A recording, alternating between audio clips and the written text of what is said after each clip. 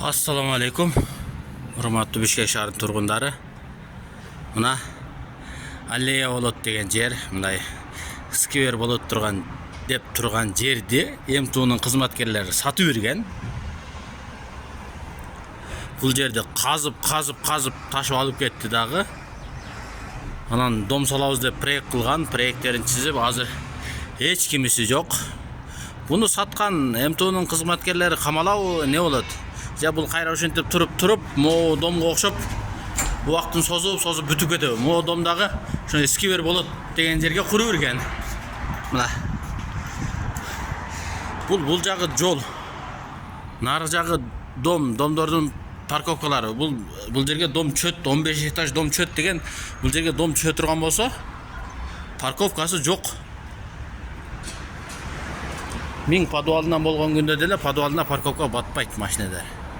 Мына могул жердеги домдордун бардыгы парковкасын скверде ушул жерге ушундай кылып дом салабыз деп салып баштады. Кылмыш иши козголду, бардык нерсесин таштап аткан боюнча жок, эч кимиси жок, качып кеткен. Охранасы дагы жок, эчтекеси жок. Бирок буну саткан MTU'нун кызматкерлерин камаш керек.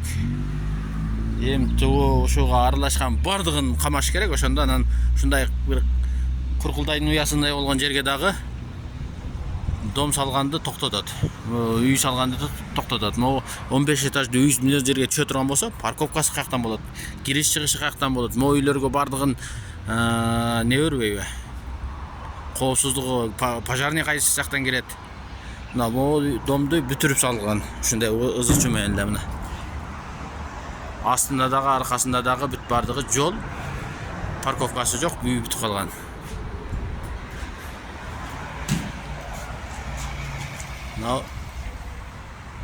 Бул жагы магистрал, бул жагы Саякбай Каралаев.